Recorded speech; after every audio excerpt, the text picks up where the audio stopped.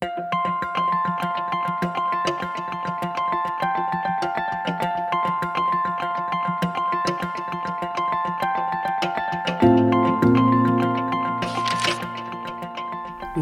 детски права. Здраво, другарчиња. Се викам Ема и имам 7 години.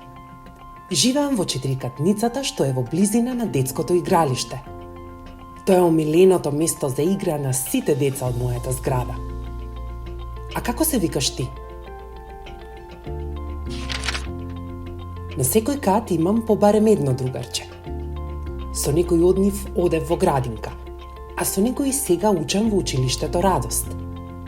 Ке ви ја представам мојата верна дружина. На приземје живее Вања, а над него е моето семејство. Во стан број 10 на вториот кат живее Јона, која има помал брат Арти. Третиот кат секогаш шечи од ударите на топката на близнаците Тони и Марта, а на последниот кат живее Ада, која има кадра во куче Коко. Вообичаено секое попладне се собираме кај клупата пред нашата зграда.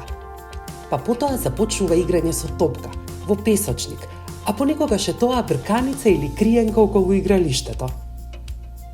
Денес Вања не чекаше прв кај клупата. Носеше со себе голем хамер и кутија фломастери. Штом се собравме, возбудено ни раскажа дека наставничката им поделила интересни задачи. Вања учи во 3-то А оделение и доби задолжение да истражи колку децата од неговата зграда ги познаваат детските права. Тој љубопитно не погледна и радосно најави дека сака сите заедно да се вклучиме во оваа задача. А кучето Коко подскокна на задните шепи и помавта со опавчето слупшајки го нашиот джагор. Потребна ми е твојата помош. Доцртај го опавчето на Коко. Јас се подкренав на прсти нетрпелива прва да кажам дека секое дете има право на име. Вања, тоа нека биде запишано со големи букви на хамерот. Мама многу пати ми раскажуваше колку се радувало целото семејство кога го бирале името за мене. Тато пак секогаш на сите нагласува дека името ми е Ема, а не Еми или Ена. Вели дека треба секогаш точно и правилно да биде изговорено и запишано. Кажа во еден здив како вистинска брзозборка. Вања замислено ме погледна и сериозно додаде. Така е, Ема, но возрастните понекогаш како да забораваат колку е ова важно. Еве мене често некои соседи ми велат дека Вања не е име само за момче, а тоа многу ме лути, бидејќи го носам името по дедо ми. На ова веднаш се надоврза Марта, нашата најдобра фудбалерка. А колку ли само пати ми кажале со прекор дека трчањето по топка не е за девојчиња. Тоа воопшто не е фер. Незадоволно забележа Марта подавајќи ја топката на братот Тони, познат голман во малото.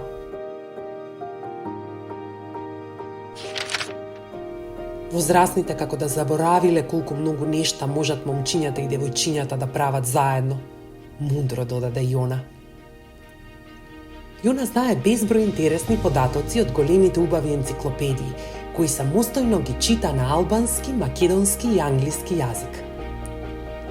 Таа му предложи на Вања насловот на задачата да биде Нашите детски права. Откако јас го напишав правото на име, се согласивме дека Тони ќе забележи. Секое дете има право на дружење, игра и слободно време. Додека Јона и Вања пишуваа, Марта и јас размислувавме како да го представиме тоа преку цртеж. Те молиме за помош при боење на нашиот цртеж.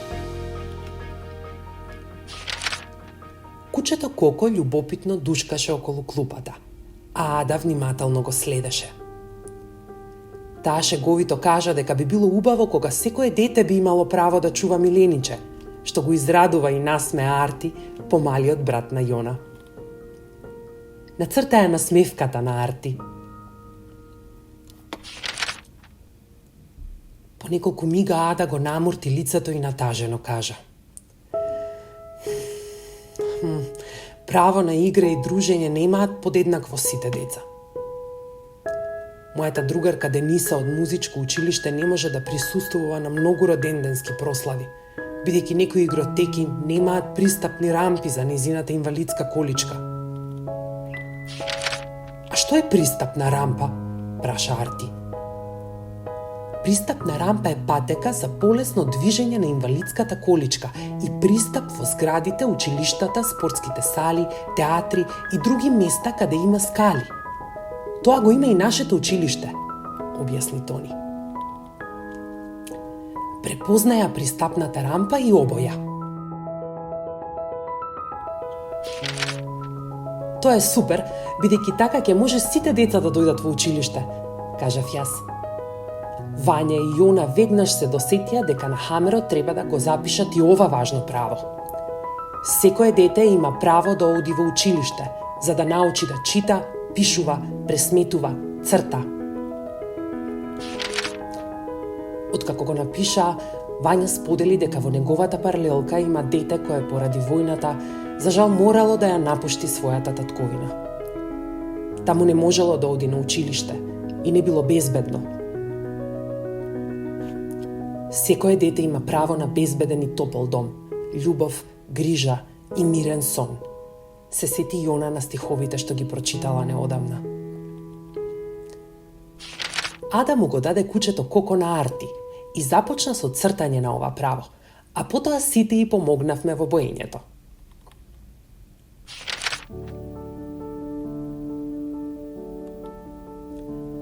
Додека боевме, дојде дедото на Вања и ни донесе вкусни банани за попладневна ужинка. За правилен раст, изедете по една банана во сласт. Со насмевка ни кажа дедото и не погали по главчињата. Марта и Тони рекоа дека и нивниот тренер постојано нагласува колку се важни овошјето и зеленчукот за здравјето на секое дете. Те молам доцрта и обој банани, така да има по една за секое дете од дружината. Вања се замисли, а по неколку мига кажа: Дедо, дали има уште банани дома? Или некое друго овошје? Имаме, веднаш ќе ви донесам, одговори дедо и забрза чекор кон дома. Дедо, не се тие за нас. Те молам, земи една кошница. Ќе ја ставиме кај игралиштето за тие деца што немаат ужинка. Нели би требало сите деца да имаат право на здрава храна, за да растат, да се здрави и силни? Гласно размислуваше Вања. Јас само што ја изедов овошната ужинка и веднаш на Хамерот допишав: Децата имаат право на здрава храна, чиста вода и воздух. Децата имаат право да бидат здрави. Те молам, помогни ми и доцртај ги, а потоа обој ги деловите на цртежот кои ја представуваат чистата животна средина.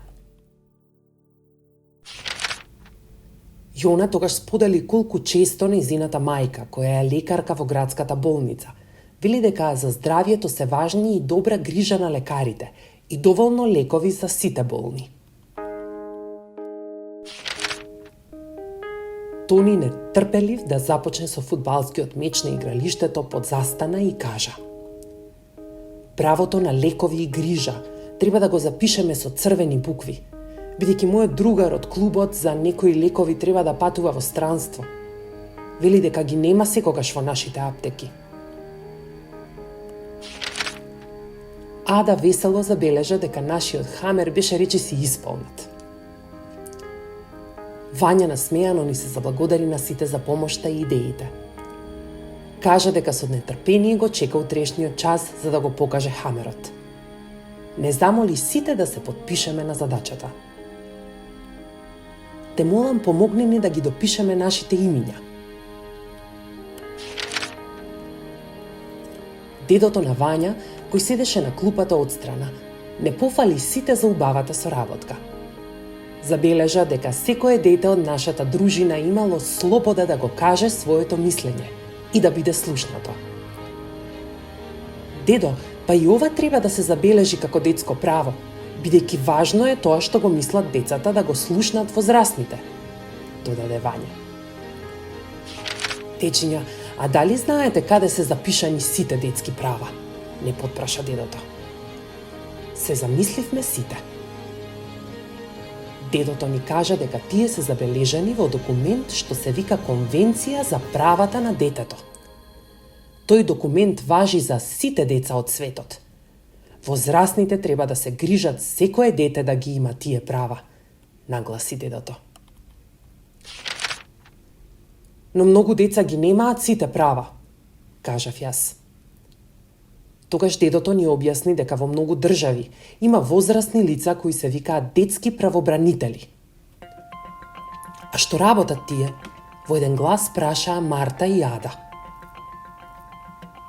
Кога некои права на децата не се испочитувани, детските правобранители се грижат за нивна заштита, рече дедото на Вања. Малиот Арти, кој трпеливо чекаше додека ние работевме на задачата, праша: дали завршивте со домашното? Мене ми се оди на игралиштето. Сите се насмејавме и спремни за игра тргнавме заедно, освен Вања.